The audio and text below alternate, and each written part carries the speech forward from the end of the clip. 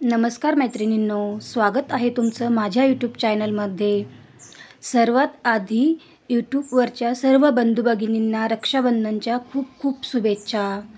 नारळी पौर्णिमा म्हटली तर नारळाची बर्फी ही झालीच पाहिजे ना। तर आज मी बनवणार आहे ओल्या नारळाची बर्फी। तर त्यासाठी मी ओले नारळ घेतलेले होते, 2 ओले नारळ घेतलेले आहे मी। तर त्याचा मी मिक्सरच्या भांड्यामध्ये बारीक किस करून घेतलेला आहे। त्यानंतर मी गॅसवरती कढई ठेवली आहे, त्यामध्ये 2 चम्मच तूप टाकून घेतले। बघा 2 चम्मच मी तूप टाकून घेतलेले आहे।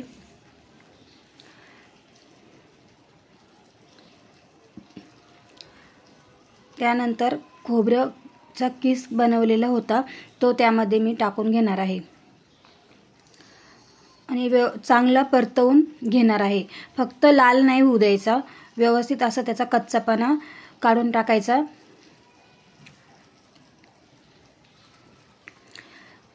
हे बघा छान असा परतवून झालेला आहे। त्यानंतर मी 1 कप साखर टाकून घेणार आहे। मी 2 कप खोबऱ्याचा किस घेतलेला होता, त्याच्यासाठी मी 1 कप साखर वापरलेली आहे।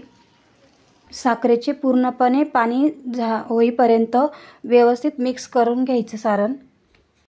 त्यानंतर छान चव येण्यासाठी मी वेलची घेतलेली आहे, थोडे काजू बदामाचे तुकडे घेतलेले आहे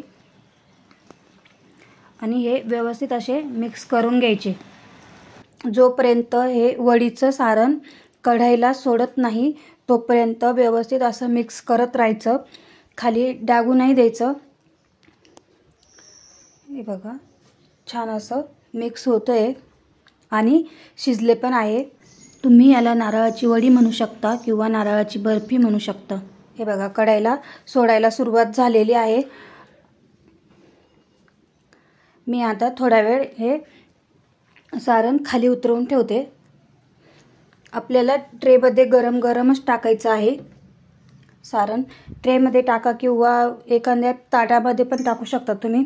मी इथे केक ट्रे घेतलेला आहे आणि त्याला तूप लावून घेतलेला आहे। आता हे सारण मी त्याच्यामध्ये सेट करून ठेवणार आहे। हे बघा पूर्ण अशा प्रकारे मी ट्रेमध्ये टाकून घेणार आहे। व्हिडिओला लाईक करायला विसरू नका, कमेंट्स करायला पण विसरू नका आणि सबस्क्राईब नक्की करा, म्हणजे पुढचे व्हिडिओ तुम्हाला तुमच्यापर्यंत पोहोचतील।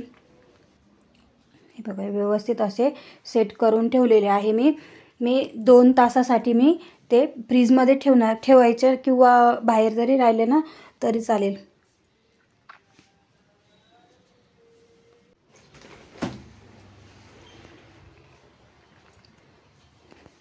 वरतून मी थोडे बदामाचे तुकडे टाकून घेतलेले आहे।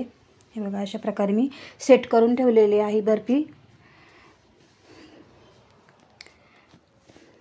कंप्लीट 2 तास झालेले आहे। त्यानंतर मी बर्फीला काढून घेते। हे बघा किती छान अशी बर्फी निघालेली आहे। मस्त पाहिजे तसे तुम्ही आकाराचे त्याचे तुकडे करू शकतात। माझ्याकडे चाकू छोटा होता, छोट्या चाकूने कापले मी, त्यामुळे थोडी बर्फी आजूबाजूला साईडला तुटून गेली, पण तुम्हाला पाहिजे तसे तुम्ही आकाराचे तुकडे करू शकतात।